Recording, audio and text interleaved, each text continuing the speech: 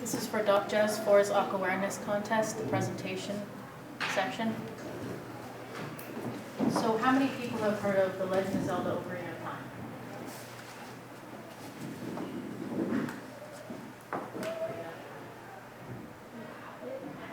It's so exciting. Yeah.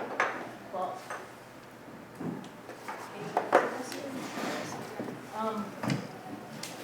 the ocarina wasn't invented for that game. The ocarina-like instruments, vessel flutes, have been around for about 12,000 years.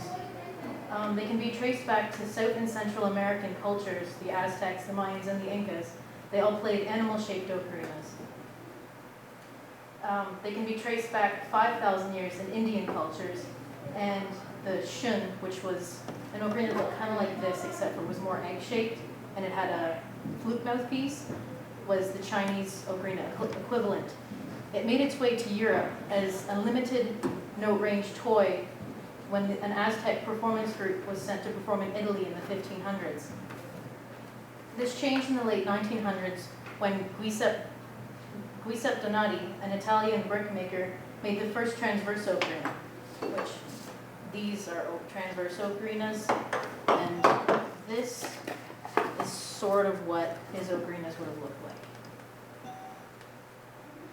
This increased the range for modern ocarinas and made them usable.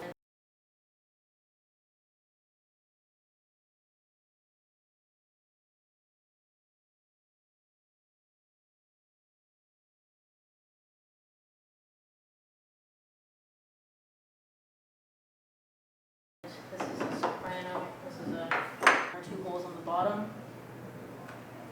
And yeah, we can make ocarinas. Sure.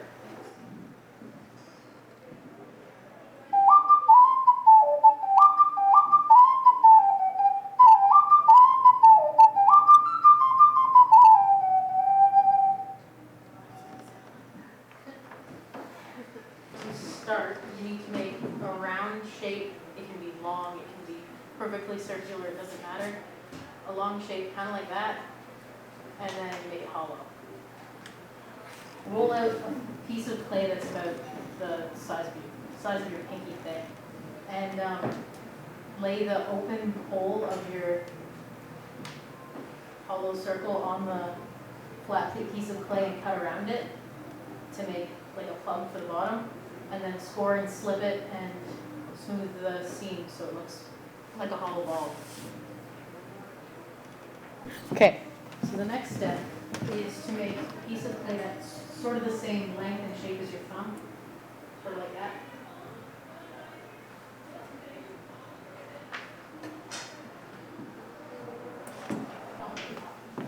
So the next step is to take the thumb shape and take a popsicle stick and shove it straight through. You want it to go pretty much straight through like that.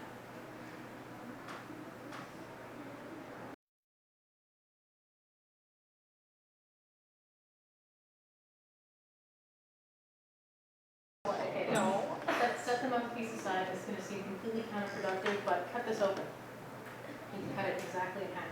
What? Potato shape, you got to cut it exactly in half. Which way, the long way or the short way? Long way. Go long How do way. we cut it? You see the insides look kind of not exactly smooth and round.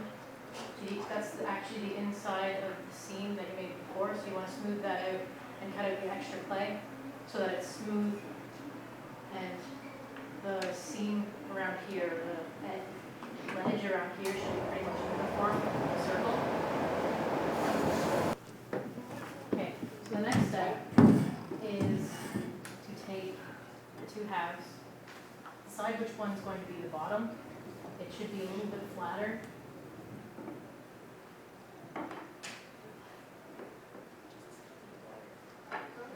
Take the mouthpiece with the flat end and lay it on top, sort of like that.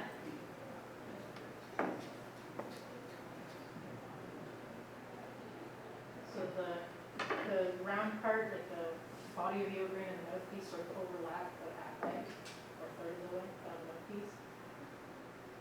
Yeah, and then trace around it and cut out a slot within Popsicle stick goes through the mouthpiece. The flat end matches up with the flat end. Take a popsicle stick and make a rectangle at the end of the mouthpiece, where the height of the rectangle is less than the width, so it's like a wide rectangle. Flat edge of the mouthpiece matches up with the flat edge of the opening that you cut, like that. Okay. So the popsicle stick is lying on top of the body of the ocarina. Trace the rectangle again, the same size as the rectangle you traced before. Right after the one that's already there. Put the popsicle stick back in the mouthpiece.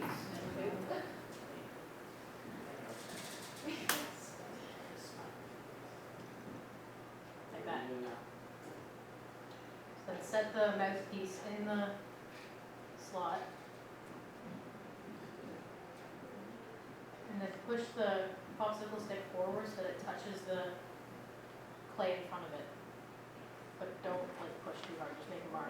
With this? Not yet. Okay, angles are not fun. There's a corner right there, corner of the rectangle. The knife should make like an angle going straight down. Like if you're cutting up from the bottom, it should make an angle with that corner. Popsicle stick. And line it up with the mark you made.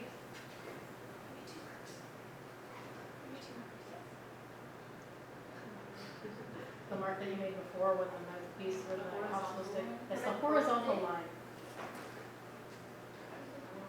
And then line it up with that same corner that I pointed out. So it's sort of on an angle like that. And then push down, but be very careful. Okay, so next step is the two cuts that you just made. You kind of want to do the exact same thing that you did on the bottom, but you can use a knife tool instead of the popsicle stick because you don't want to wreck the bottom ramp. Cut it so that both are they're like a wedge that's meeting. Two halves together, but don't join them.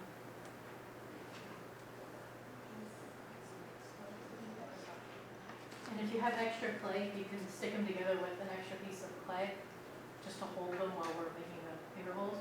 Now we're making it. Take it and hold it like, I don't know, a hamburger sandwich, where you have two fingers on the top and your two thumbs at the bottom, but the thumbs should be staggered so that they're not side by side. So then trace around the fingers on one hand. So the next step is to cut the holes.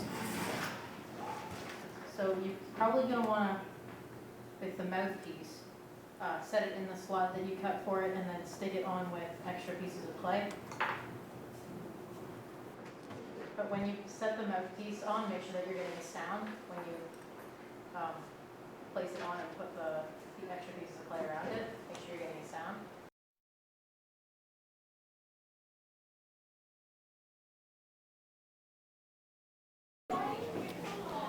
And these are the finished ocarinas.